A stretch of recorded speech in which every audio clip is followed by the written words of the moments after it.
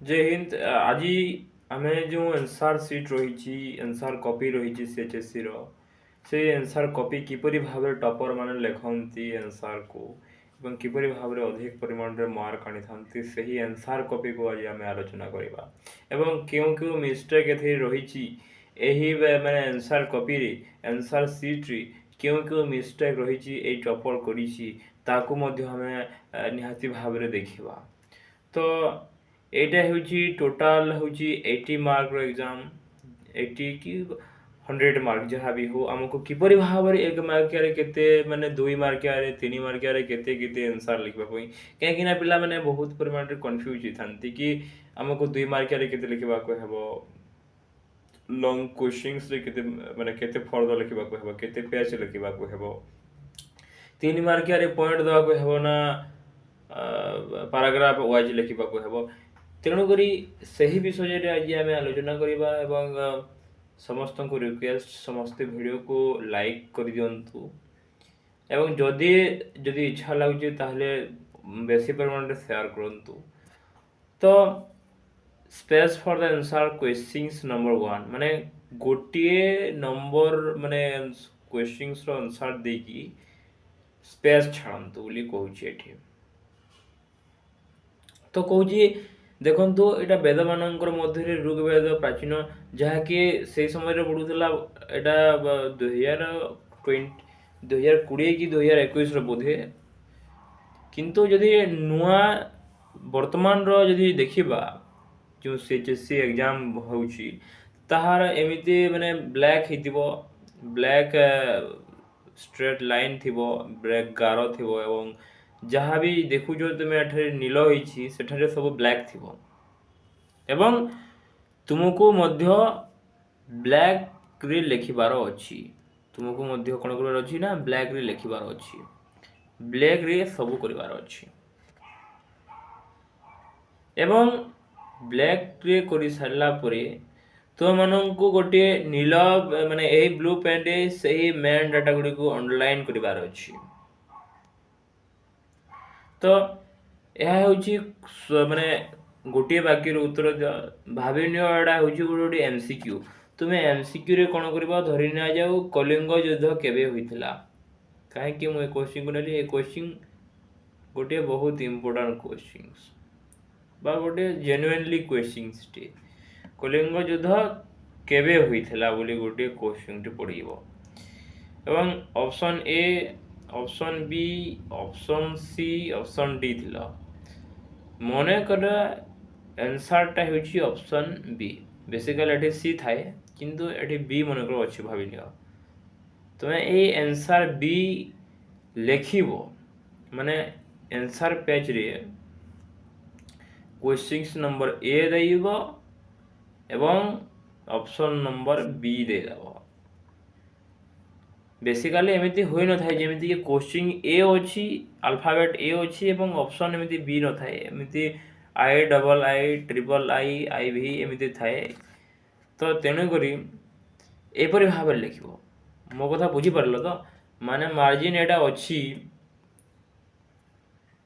ଆମେ ମନେକର a number ଏଇପଟେ ଲେଖିବା, କିନ୍ତୁ ଏଇ ଟପରଟା କ'ଣ କରୁଛନ୍ତି ନା ଏଇ ପିଲାଟା କରୁଛନ୍ତି କି ଏକୁ ମାର୍ଜିନ୍ର ପରେ ଦେଇଛନ୍ତି, କିନ୍ତୁ ଆପଣମାନେ ମାର୍ଜିନ୍ର ପୂର୍ବରୁ ଏକୁ ଦେବେ ଏବଂ କୋଶ୍ଚିନ୍ ନମ୍ବର ତ ମେନସନ୍ କରାଯାଇଥିବ।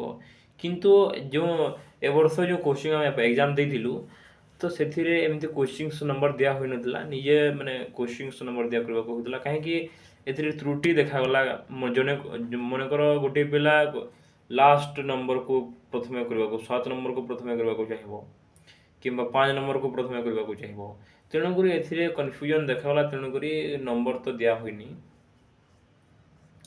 ଟିକେ ଦେଖିବେ ଆଉ କ'ଣ, କୋଶ୍ଚିନ୍ ଗୁଡ଼ାକ ଦେଇଛି ଏମିତି ଭାବରେ। ଏଇଟା ଅପସନ୍ ଭାବି ନିଅ, ଅପସନ୍କୁ ଲେଖିବ, ଅପସନ୍ ନମ୍ବର ଡବଲ୍ I କିମ୍ବା ଟ୍ରିପଲ୍ I ଯେତେ ବି ଥିବ, ଅପସନ୍ର ସିକ୍ୱେନ୍ସ ନମ୍ବର ଲେଖିବ ୱିଥ୍ ଗୋଟିଏ ଶବ୍ଦରେ ଆନ୍ସର୍ ଦେବ, ଯେଉଁ ଅପସନ୍ରେ ଆନ୍ସର୍ ଥିବ। ତ ଏହିପରି ଭାବରେ ଏଇଟା ଆନ୍ସର୍ ଲେଖା ହୋଇଛି ଏବଂ ତାପରେ ଆସିଗଲା 2 ମାର୍କ। ପରବର୍ତ୍ତୀ ବୈଦିକ ଯୁଗରେ ଶାସନର କୋଷାଧ୍ୟକ୍ଷ, ମାନେ ଯୁଗରେ ମାନେ ଶାସନର କୋଷାଧ୍ୟକ୍ଷଙ୍କୁ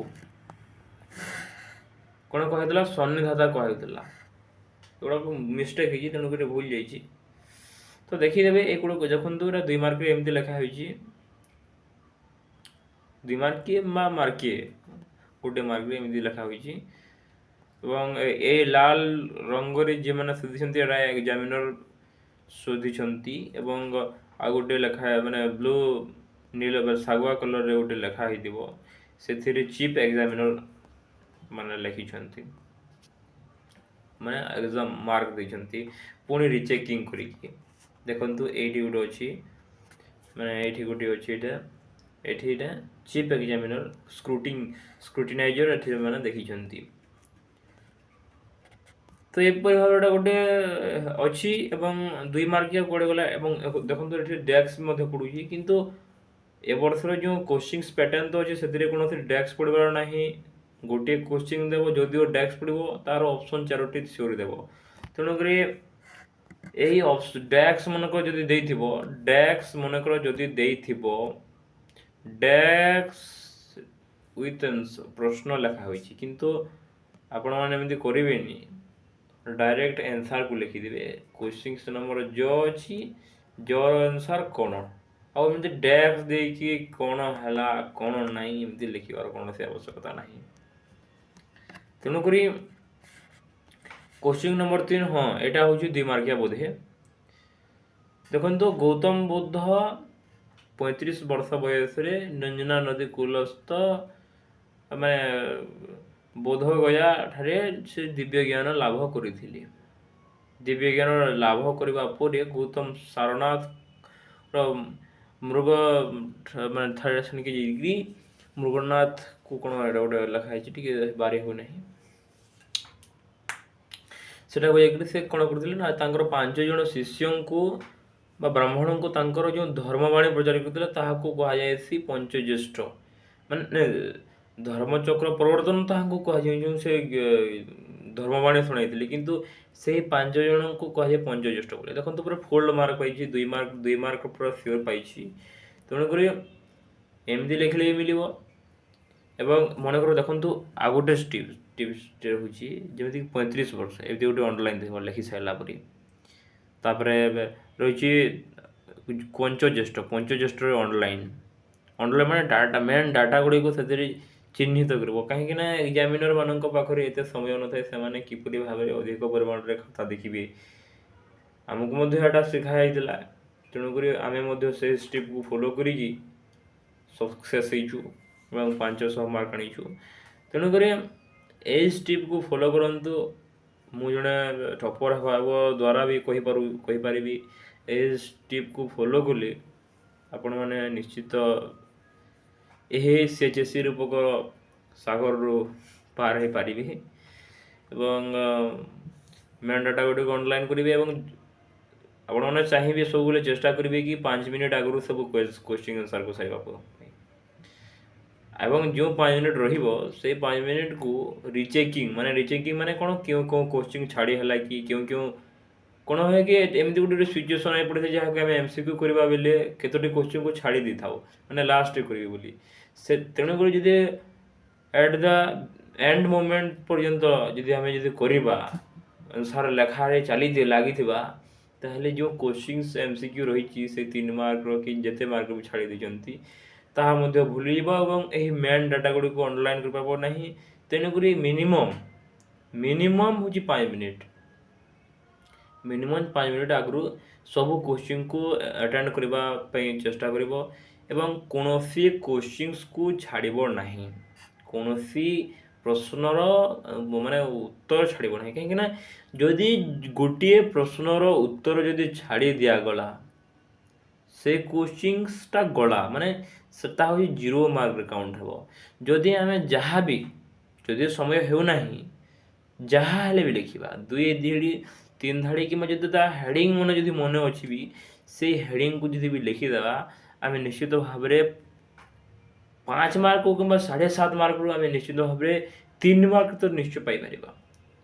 ଯଦି ବି 3 ମାର୍କ ନ ପାଇପାରୁଛେ 2 ମାର୍କ ତ ନିଶ୍ଚିତ ଭାବରେ ପାଇବା। ତ ସେଇ କଥାରେ କୁହାଯାଏ ନାହିଁ କି ନାଇଁ ଆମଠାରୁ କ'ଣ ଆମ ଭୁଲ, ମାନେ जदि 7.5 मार्क टोटाल जो 7.5 मार्क कटि 2 मार्क मिलवाटा भी बड़ कथा।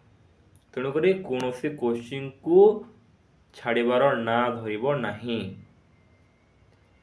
एमती कौन हुए से माने समय अनुभूति मिल आपण मानू कि समय कम थाए, समय सरी सरी आसुए, घंटे गुड़ाक बाजी जाऊव 2 घंटा एंड लास्ट 1 आवर एपरी भाव में जो कहते निजर लेखा अधार रही केतबेले सारी केतबेले सारी केतबेले कौन करी भावुव से समय मुंड को किसी ढुके नहीं।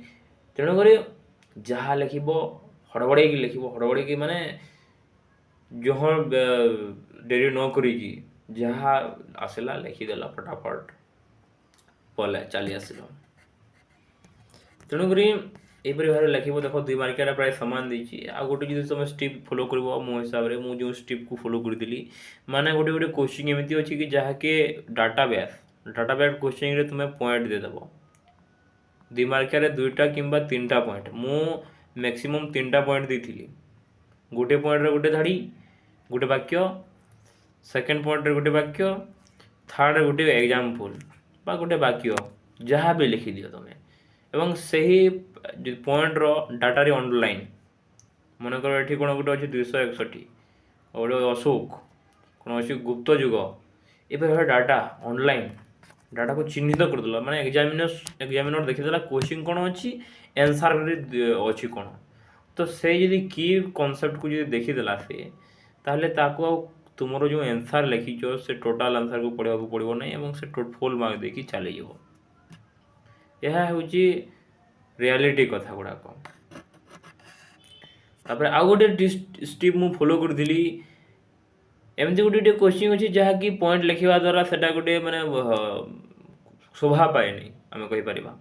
तेणुक कौन कर से समय से क्वेश्चन रे 2टी वाक्य लिखिदेव गोटे वाक्य 3 धाड़ी कि 4 धाड़ी आ गोटे वाक्य तो 2टी वाक्य लिखिदेला तुमको से फुल मार्क मिल जाव। आ गोटे यूज कर कोटेसन सब बेले कोटेसन सब बेले यूज करूथुबो जहाँकि आम कहीपर गोटे शीर्षक तो कहीपर ना जहाँ को आम जो कहूनी मेन हेडिंग कि मेन डाटा बेस आम ताको एमती कोटेसन दे था कि महात्मा गांधी रे आम गोटे माने कोटेसन दे था कि एमती कौन होइछि महात्मा गांधी कौन होइछि एमती गोटे कोटेसन देदेले जहाँ फल दृष्टि पाइब एग्जामिनर को दृष्टि पाइला मात्रे आमको मार्क मिल जाव। तो ये 2टी स्टेप को फॉलो कर 2 मार्क रे एवं आउ रहा बाकी 3 मार्क 3 मार्क रे कौन करी ना 3 मार्क रे मु करी देखो गोटे 3 मार्क मु करी कि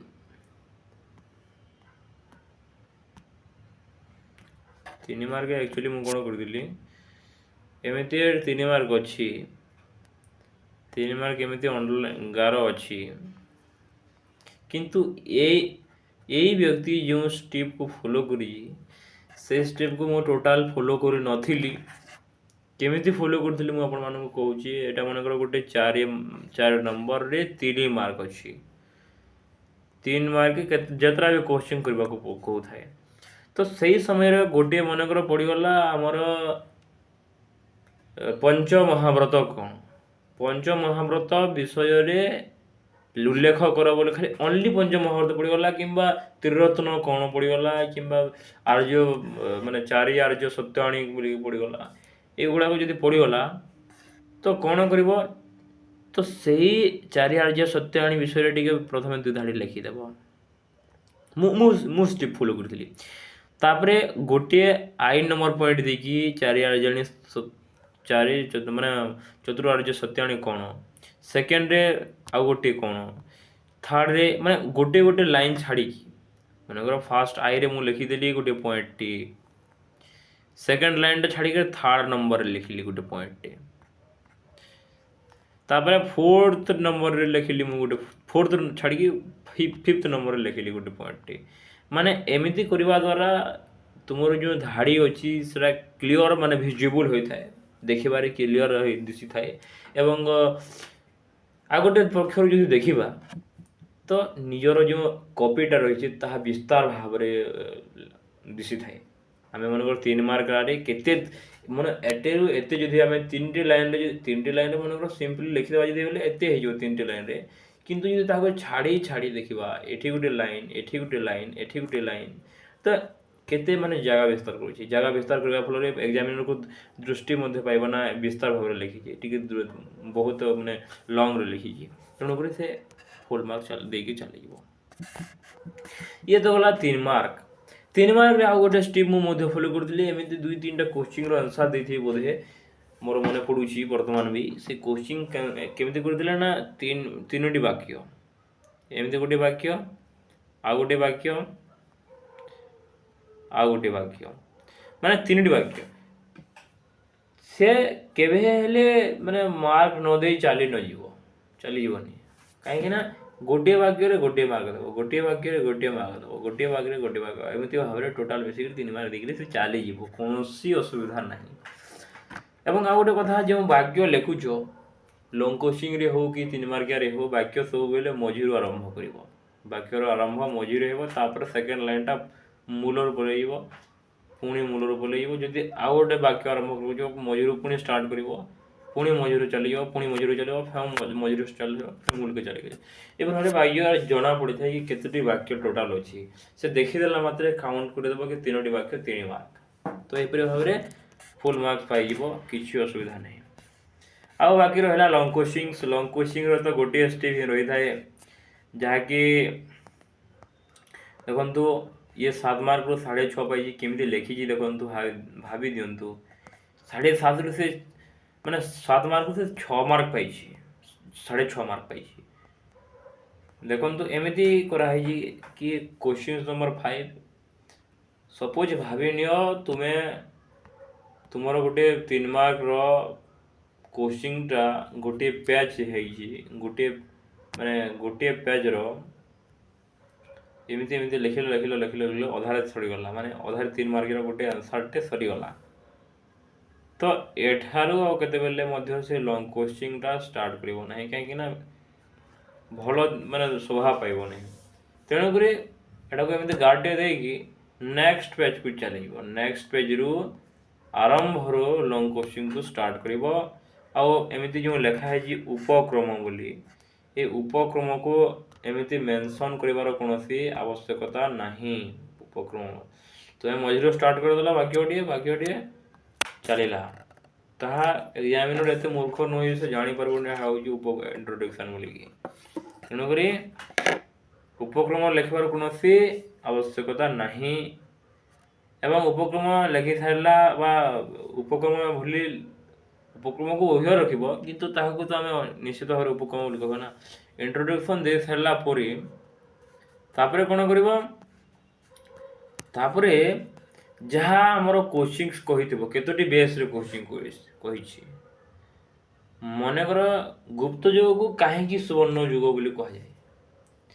ଗୁପ୍ତ ଯୁଗ କାହିଁକି ସୁବର୍ଣ୍ଣ ଯୁଗ ଯଦି କୁହାଯାଏ, ତ ଆମକୁ ଗୁପ୍ତ ଯୁଗକୁ କିପରି ଭାବରେ କାହିଁକି କ'ଣ ପାଇଁ କୁହାଯାଇଛି, ସେଇ ସବୁ ସାହିତ୍ୟ, ବିଜ୍ଞାନ, ଗଣିତ, ଜ୍ୟୋତିଷ ସବୁ କ୍ଷେତ୍ରକୁ ଆଲୋକପାତ କରିବାକୁ ହେବ। ତାପରେ ଯାଇ ଗୋଟେ ଲଙ୍ଗ୍ କୋଶ୍ଚିନ୍ ହେଇପାରିବ। ଏବଂ ଯଦି କହିବା କଳିଙ୍ଗ ଯୁଦ୍ଧ, ଏବଂ ମନେକର ଗୋଟେ ପଡ଼ିଲା କଳିଙ୍ଗ ଯୁଦ୍ଧ କାହିଁକି ହୋଇଥିଲା ଏବଂ ଏହାର କାରଣ ମାନ ଦର୍ଶାଅ। ଯଦି କହିଲା କାହିଁକି ବିଷୟରେ ଲେଖିବାକୁ ପଡ଼ିବ ଡେଟ୍ ଅଫ୍ ବର୍ଥ, ଏବଂ କାରଣ ବିଷୟରେ ଲେଖିବାକୁ ଡେଟ୍ ଅଫ୍ ବର୍ଥ, ମାନେ କୋଶ୍ଚିନ୍ସଟା ହେଇଗଲା ଦୁଇ ଭାଗ ହେଇଗଲା କୋଶ୍ଚିନ୍ସ। ତ ତେଣୁକରି ଏହିପରି ଭାବରେ ଲେଖିବାକୁ ହେବ। ଏବଂ ମିନିମମ୍ ଯଦି ମୁଁ ସଜେସନ୍ କରିବି ଆଜ୍ ଏ ଟପର୍ ଷ୍ଟୁଡେଣ୍ଟ, ମୁଁ ମାନେ ସଜେସନ୍ ଦେବି କି ଲଙ୍ଗ୍ କୋଶ୍ଚିନ୍ସରେ ହିଷ୍ଟ୍ରିରେ ବେସିକାଲି, ଯେହେତୁ ଆମେ ଓଡ଼ିଆରେ ଲେଖୁଛେ, ତେଣୁକରି